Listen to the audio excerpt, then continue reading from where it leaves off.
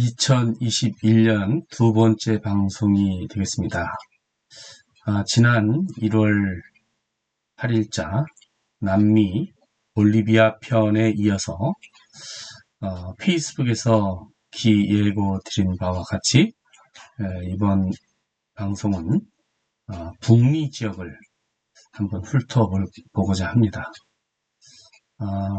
이 5대양 6대주 중에서 대륙별 가장 높은 그런 산들을 쭉 훑어보았고, 첫 번째는 당연히 아시아 쪽의 에베레스트 산이 되겠고, 두 번째 남미, 세 번째가 이제 북미입니다.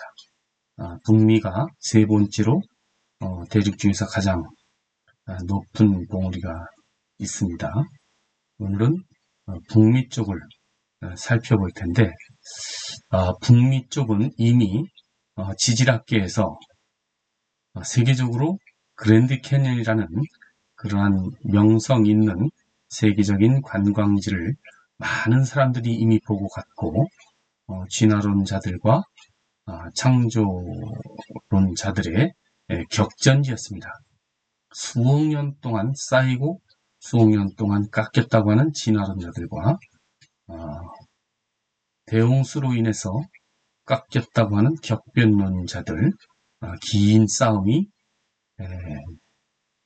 수백 년 동안 이어져 왔었죠. 그런데 그 중에 좀 뭔가 발전된 듯한 진화론에서 격변론으로 많은 추종자들이 따라오게 한 그러한 사건이 하나 있습니다. 그런데 그 사건 중에서 오늘은 뭔가 조금 미흡한 의문점들이 저에게는 있었습니다. 그래서 그런 부분들도 여기에 미졸라 빙하홍수라는 그런 명명을 한 그런 홍수 지역인데, 그쪽 지역을 한번 살펴보고자 합니다. 또 가장 높은 봉우리는 알라스카지만 북미에서 가장 높은 알라스카 지만 또 미국과 캐나다 쪽에서는 사람이 많이 살고 있는 그런 미국과 캐나다 쪽에서는 당연 로키 산맥이 되겠습니다. 그래서 로키 산맥도 오늘은 살짝 거론하면서 전체적인 그런 침수 흔적들과 여러 가지 그동안 논점이었던 쟁점이었던 그런 사건들을 살짝 짧은 기간이라서 깊게 다룰 수는 없고 수박 겉핥기지만 핵심 부분은 반드시 짚고 넘어가는 그러한 오늘 방송을 한번 해볼 텐데 기대하시고 잘 따라와 주시기를 바라겠습니다. 지금 지구상에는 창세기가 성경이 주장한 노아 홍수를 일반 과학자들이 인정하지 않는 그런 분위기로 가고 있죠. 그래서 창세기가 주장하는 것은 단일 격변을 전체적으로 의미합니다. 그런데 과학자들이 계속 살펴보니까 지구 곳곳에 홍수의 흔적들이 발견이 됩니다. 대륙이 다른데 그곳에도 홍수의 흔적들이 있습니다. 그래서 여러 곳에 격변이 있었다라는 것이 이제 다중격변설이 되겠습니다. 또 그보다는 조금 의미가 다르게 빙하로 인해서 광범위한 그러한 홍수가 있었다라고 하는 광역 빙하 홍수설이 있고, 또 오늘날 중국의 샨사댐 붕괴 우려와 같은 그러한 홍수, 또 우리나라에서도 1990년 9월에 있은 큰 홍수, 이런 것들로 인해서 우리나라에서도 그때 약 160여 명이 사상자가 있었고, 또 물질적으로도 수천억의 홍수 피해가 있었죠. 자, 그런데 성경은 지금 다시 한번 확인해 보겠습니다. 성경 다번역 성경 찬송으로 창세기 9장 11절을 한번 읽어보도록 하겠습니다. 다시는 모든 생물을 홍수로 멸하지 아니할 것이라. 땅을 멸할 홍수가 다시 있지 아니하리라. 그러고서 이어서 이제 무지개로 증표를 삼는다라고 이런 내용이 있습니다. 자, 그런데 홍수로 다시 일어나지 않겠다 이렇게 해놓고 지금 많은 홍수로 많은 사람들이 목숨과 재산을 잃고 있는 현실입니다. 그렇다면 창세기 9장 11절은 허위일까요? 사실이 아닐까요? 어떻습니까? 홍수를 일으키지 않겠다 해놓고 여러 지구 곳곳에 지금까지도 많은 홍수들이 있습니다. 그래서 그 창세기가 얘기하는 홍수와 이런 네 가지의 홍수의 차이점 분명히 한번 짚어봐야 될 것 같습니다. 그런 부분도 한번 살짝 언급해 보도록 하겠습니다.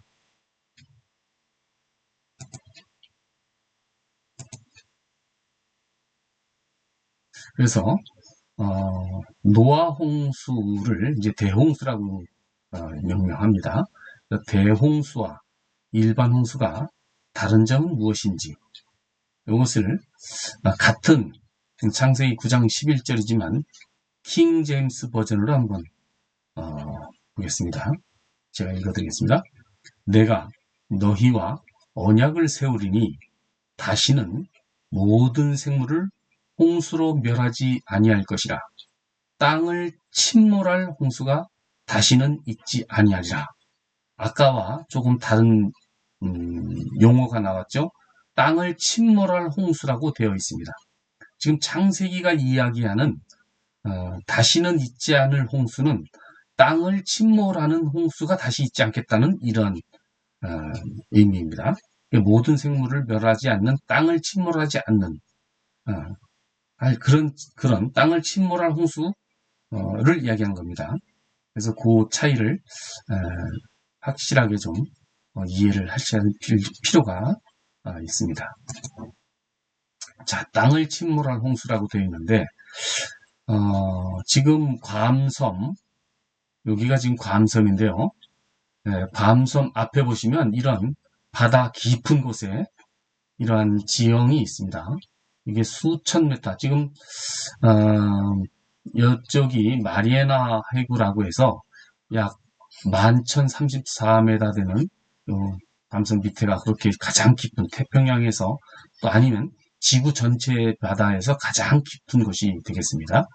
그러한 곳에 이런 깊은 바다 해저에 이런 올록 이렇게 뭔가 좀 이상한 지형이 있습니다. 그것을 좀 더 크게 확대해 보면 이와 같은 것이 있습니다. 뭔가 정교한 그러한 부분이 있고 또 이쪽 주변은 아주 바둑판과 같이 정교한 이러한 지형이 있는데 아마도 모르긴 몰라도 이 부분이 어떤 학자들에 의하면 고대 도시가 정교하게 발달된 문명이 침몰한 그러한 지형이 아닐까라고 이렇게 조심스럽게 지금 검토되고 있습니다.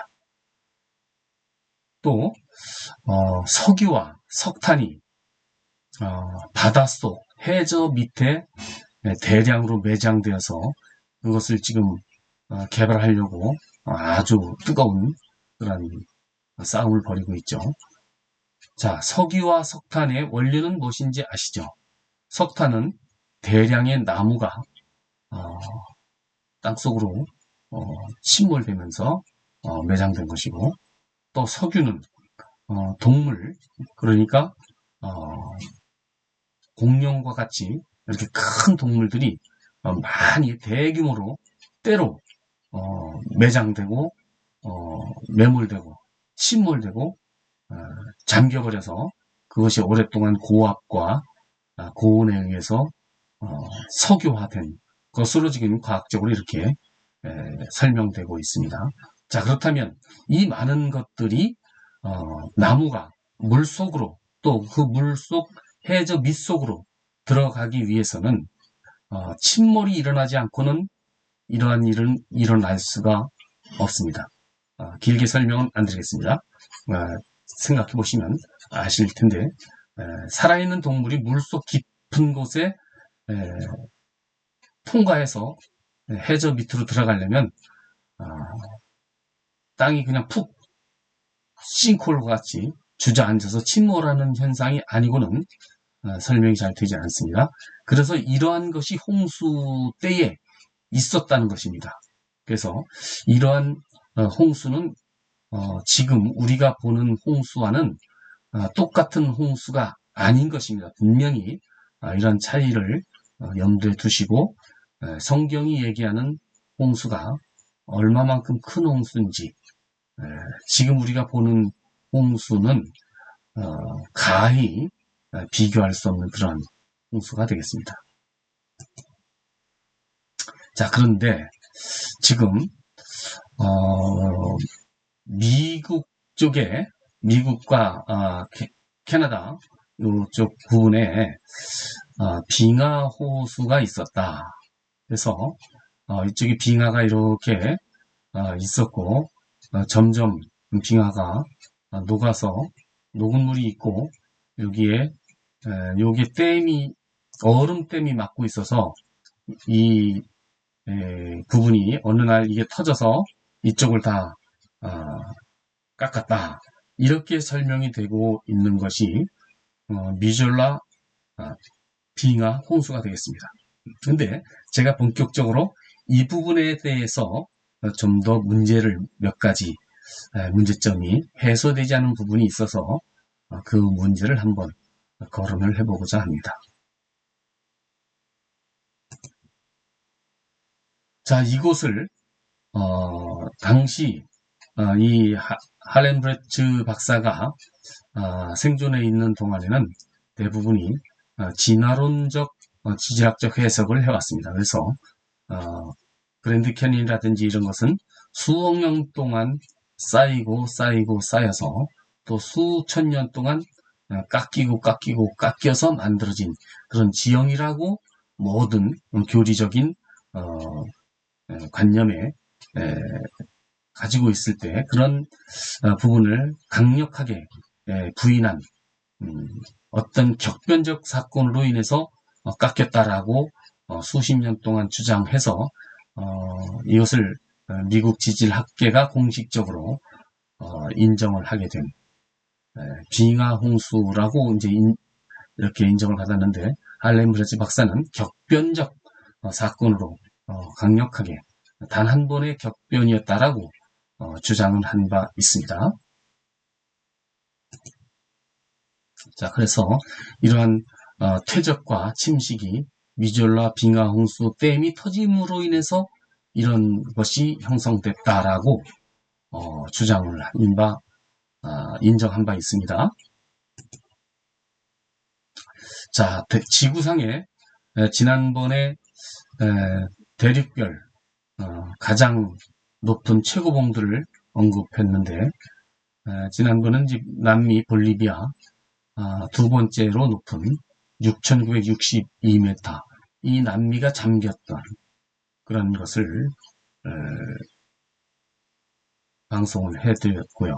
볼리비아 우유니 소금 사막을 주축을 해서 방송을 해드렸고 오늘은 예고드린 대로 이 북미 쪽 그러니까 세 번째 봉우리가 되겠습니다. 대륙별 6,194m 알래스카 쪽인데요. 여기가 이제 두 번째로 세 번째로 높은 봉우리가 됩니다. 그런데 오늘 주로 검토할 것은 알래스카 쪽이 아니고 미국, 캐나다 많은 인구가 집중되어 있는 이 로키 산맥을 토대로 한번 검토를 해드리겠습니다. 첫 번째는 대륙별로 1번 에베레스트, 두 번째로 남미 아콘카과, 세 번째 오늘 알래스카 북미 쪽이 6,194m, 세 번째가 되겠습니다. 세 번째. 근데 오늘 주로 이 넓은 곳을 다 할 수는 없고, 로키 산맥, 캐나다 쪽과 미국 쪽 이 로키 산맥 길이 약 4,500km 되는 그런 긴 산맥이죠. 이 산맥을 오늘은 거론을 통해서 물에 잠겼던 이 북미 대륙이 물에 잠겼던 흔적을, 증거물을 사진을 통해서 소개해드리는 그런 시간을 갖고자 하는 것입니다. 자, 빙하 댐이 과연 실현이 될 수 있을까 의문을 제가 제기를 하겠습니다. 제 생각은 이것이 상당히 논리적인 듯 하면서 뭔가가 부족한 부분이 있습니다.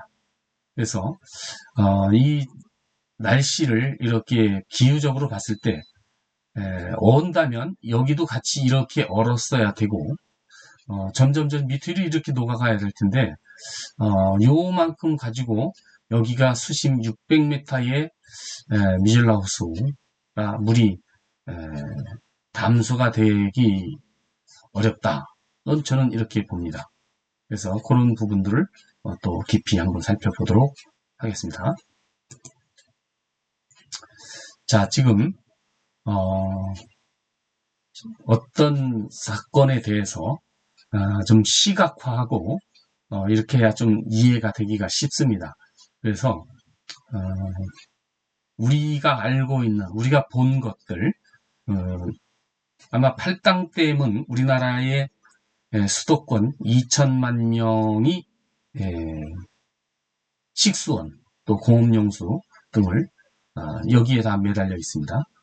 굉장히 큰 우리나라 절반 인구의 식수원이 이곳에서 공급이 됩니다. 그래서 그 팔당댐의 저수량은 2억 4천만 톤이 되겠습니다. 이게 2억 4천만 톤이 되겠고, 다음에 중국의 현대과학 세계 최대의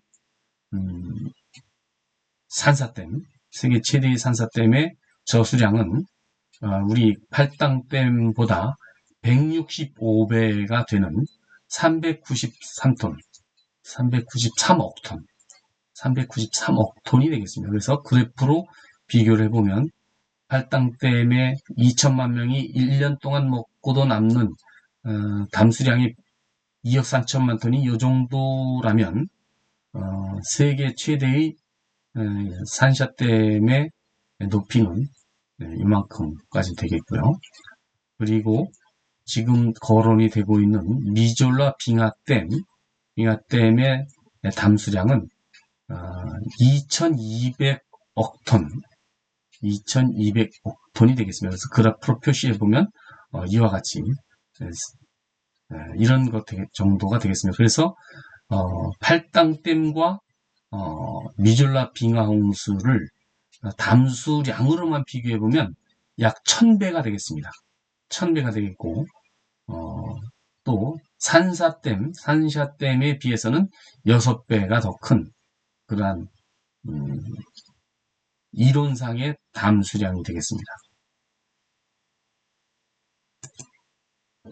그래서 그림으로 한번 보시겠습니다. 사진으로.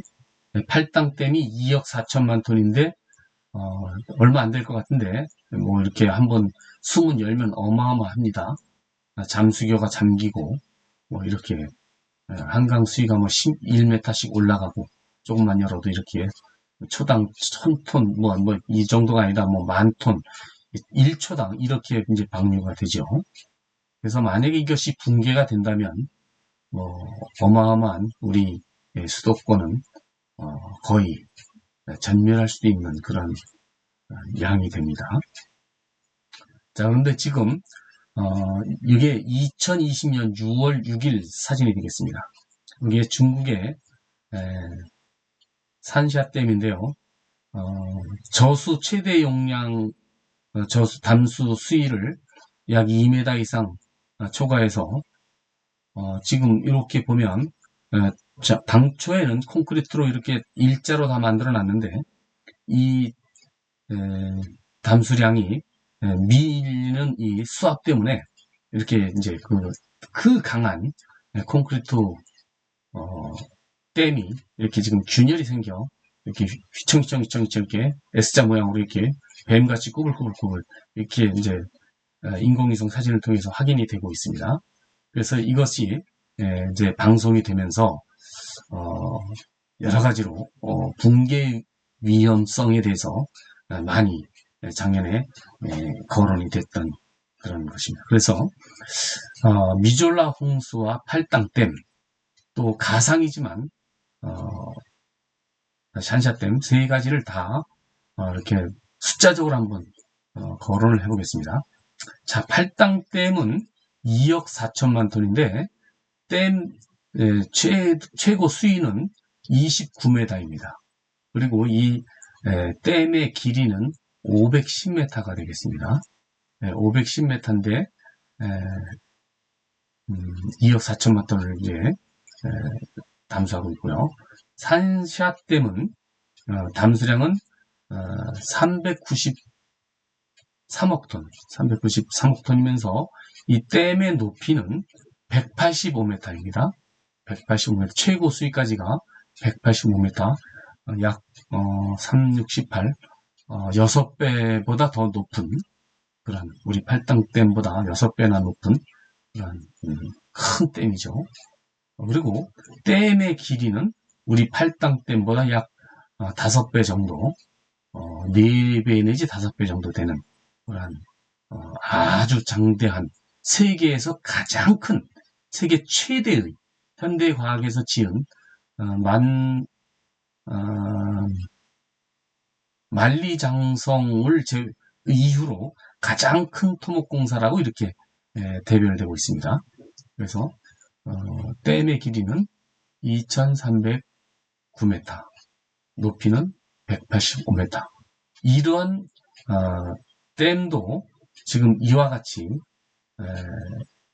요만큼 가지고도 이렇게 현대과학이 정교하게 설계해서 시공한 그러한 콘크리트, 철근 콘크리트 댐임에도 불구하고 요 393억 톤의 수압을 이기지 못하고 이렇게 변형이 되고 있습니다. 그렇다면 미졸라 빙하댐은 이 산사댐보다 6배나 더 큰 저수량을 자랑하죠. 또 높이도 600m입니다. 600m이고 또 댐의 길이는 제가 대략 구글 지도를 통해서 대략 산출했을 때 약 10,000m 정도 되는 그런 긴 거대한 그런 댐이 되겠습니다. 자, 그런데 여기서 문제를 하나 제가 생각해냈습니다. 첫째, 산사댐과 팔당댐은 철근 콘크리트로 비교적 이 비중이 약 3 정도 나가는 그런 무거운 그러한 재질로 만들어졌고 또 빙하댐인 미졸라 이 빙하댐의 재질은 내려진 눈이 얼어서 눌리고 만들어진 얼음입니다. 얼음. 또 때에 따라서는 눈도 있겠죠. 자, 그것이 높이 600m의 높이의 수압을 견디기 위해서는 이 수압은 제가 역산을 해보면 약 60기압 정도 되는 고기압입니다. 고압가스도 아주 초고압가스가 되겠습니다. 가스는 아니지만 초고압의 수압을 받는 60kg 제곱센티미터의 압력을 역산해낼 수 있습니다. 자, 그것이 길면 길수록 휘어질 확률이 더 높고 응력을 견딜 수 없는 그러한 고체역학적인 그러한 것이 되겠죠. 과연 이 393억 톤, 높이 185m, 2306 메타, 2300 메타 정도 되는 것도 현대과학으로 강하게 만든 이 시멘트 콘크리트로, 철근 콘크리트로 만든 것도 이렇게 휘어지는데, 비중이 0.9밖에 안 되는 얼음으로 언 댐이 이 2200억 톤을, 그것도 600m의 수압을, 응력이 10,000m 되는 것을, 이게 몇 초나 견딜 수 있을까? 저는 단 1초도 견디기 어렵다고 봅니다. 그리고 더더군다나 물보다 얼음은 가볍습니다. 그래서 부력에 의해서 이 빙하댐 전체가 붕 들려 올라갈 것입니다. 만약에 이렇게 물이 쌓였다면 결코 이렇게 쌓일 수가 쉬운 일이 아닙니다. 이 가상 자체가 생각을 한다는 것이 저의 물과학적인 지식으로는 도저히 용납될 수 없는 그러한 수치를 지금 쉽게 거론이 되어지고 있습니다. 그래서 이 부분을 부력과 수압, 또 응력 이런 것으로 또 이 기상학적으로 기후적으로 이러한 구조를 여기는 녹았는데 여기는 안 녹고, 이것이 600m가 쌓일 수 있다 물이, 또 레비톨 현상이 안 일어날 수가 없습니다. 이것이 깊은 600m의 수압이면 이 밑에는 구멍이 뚫려서 실 바늘구멍처럼 하나만 뚫어져도 몇 초 안에 이게 다 뚫어져 나갑니다. 근데 그러한 것이 몇백 년 동안 될 수가 없다고 저는 생각을 합니다. 그래서 이러한 문제점이 저를 거론을 먼저 하고, 다른 이것에 대해서 실제로 과학적으로 좀 더 검토해야 될 중요한 사항이 아닌가, 이렇게 저는 문제를 제기합니다. 그래서 오늘은 알래스카가 북미에서 가장 높지만 인구가 가장 집중되어 있는 캐나다와 미국 약 3억 명 정도가 살고 있죠. 여기서. 그래서 그 중에 가장 큰 산맥은 역시 로키 산맥, 길이가 약 4,500km 되고 있고, 또 이쪽으로 또 약 2,200m 되는 또 산맥이 이렇게 형성되어 있습니다. 그래서 오늘은 캐나다 쪽 가장 높은 곳과 또 미국 쪽의 가장 높은 봉우리들을 한번 그림을 통해 살펴보겠습니다. 자, 북미에서 가장 높은 봉우리는 6,194m의 맥킨리 산이 되겠죠. 이쪽, 여기가 되겠습니다. 또 이 로키 산맥 쪽을 보시면 캐나다 쪽에서 가장 높은 곳은 롭슨 마운틴 3,954m 이 산이 되겠습니다. 그리고 미국 쪽, 여기 이제 캐나다 쪽이고 미국 쪽, 이쪽에서 가장 높은 곳은 엘버트 산이 되겠습니다. 4,402m 이 산이 되겠습니다. 자, 로키 산맥 미국 쪽 최고봉, 눈이 얼음이 있을 때와 얼음이 없을 때 두 가지를 또 보여드리겠습니다. 자, 이것은 캐나다 로키 산맥 최고봉인 롭슨 마운틴 3,954m입니다. 최정상이 되겠습니다. 3,954m의 최정상인데, 여기를 자세히 한번 보시기 바랍니다. 빙하가 있었겠죠. 얼음이 지금도 이렇게 눈이 쌓여 있는데, 여기에 지금 무늬가 수평 침식된 흔적을 지금 이렇게 나타내고 있습니다. 이것이 무엇을 의미할까요? 여기가 이렇게 깎이기 위해서는 얼음이 만약에 빙하가 녹는다면 이렇게 미끄러 떨어졌겠죠. 그러면 이 깎인 줄무늬는 아마 이렇게 이런 방향으로 위아래 방향으로 이렇게 깎여야 빙하 침식이라고 이야기할 건덕지가 있습니다. 그러나 증거물인 이 산봉우리의 바위의 깎인 방향은 수평줄문입니다. 수평줄문. 이것은 물이 완벽하게 다 잠긴 상태에서 물이 흐른 방향으로 침식된 것을 의미합니다. 그것은 결국은 정상에도 물이 완벽하게 잠겼었다. 이것은 대홍수의 증거물이 아니겠느냐. 이렇게 저는 제기를 드립니다. 그래서 미젤라 홍수에 관해서 주장한 논문 중에서 몇 가지를 제가 발제를 했습니다.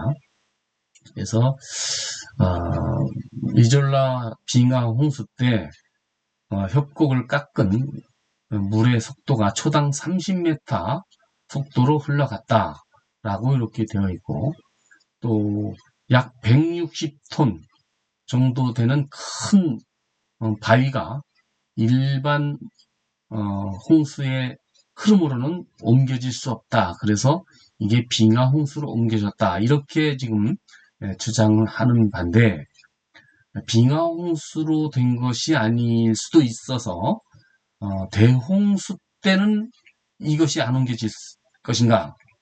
라고 저는 또 반문을 드립니다. 또 지금 하렌브레츠 박사는 이 미젤라 빙하, 아니 미젤라 호수의 격변적 사건의 설명을 단 한 번에 여기 브레츠 박사가 원래 믿고 있던 단 한 번에 의해서 이렇게 일어났다라고 지금 하렌브레츠 박사는 주장을 했으나 1980년도 이후에 뭐 한두 개다 또는 40개에서 100개 정도 되는 빙하 홍수가 있었다. 이렇게 지금 주장을 하고 있는데 그런 정도의 증거물이라면 지구상에 수만 개가 더 있을 겁니다. 그러면 그 홍수의 침식 현상과 이 홍수의 침식 현상이 어떻게 다른가? 10,000개와 1개, 100개 엄청난 차이입니다. 그래서 이것에 대한 또 굉장히 큰 차이를 두고 있는데 이것을 또 저는 대격변적인 대홍수의 사건이 전 지구를 휩쓸었다. 또 로키 산맥의 캐나다 쪽 최정상부가 저렇게 수평지층을 이루고 있다는 것은, 침식을 이루고 있다는 것은 물에 잠긴 상태에서 쇠설물들이 빠른 속도로 흘러간 증거물이다라고 저는 이렇게 해석이 되고 있습니다. 지금 빙하 홍수를 설명을 할 때 노아 홍수, 지구 대홍수를 이제 노아 홍수라고도 이야기를 합니다. 그래서 지구 대홍수가 이때 있었고 해수 온도는 올라가고 화산 분진으로 인해서 태양빛이 차단되면서 기온은 떨어졌다. 그래서 약 500년에서 700년 이 사이에 빙하기를 이렇게 지금 그래프로 물의 온도와 기온 등과 뭐 여름과 겨울을 지금 그래프로 온도를 지금 이렇게 보여주고 있습니다. 그래서 미줄라 빙하 홍수는 이때쯤으로 지금 이렇게 해석을 하는데 저는 이런 이제 이해를 하면서 다음으로 또 넘어가도록 하겠습니다. 대홍수와 미줄라 홍수 어떻게 다른가 한번 제가 수치로 비교를 해드리겠습니다. 대홍수는 미졸라 홍수보다 700년 전에 일어났습니다. 700년 전에 일어났습니다. 700년 전에 먼저 일어난 것입니다. 그리고 미졸라 홍수가 일어난 것으로 지금 이렇게 설명이 되는 것입니다. 두 번째 규모를 보겠습니다. 대홍수는 미졸라 홍수의 약 10억 배 정도 큰 홍수가 되겠습니다. 수치로 비교를 하자면 약 10억 배 정도 되는 그런 홍수가 700년 전에 일어났고 10억 분의 1 정도 되는 작은 홍수가 미졸라 빙하 홍수입니다.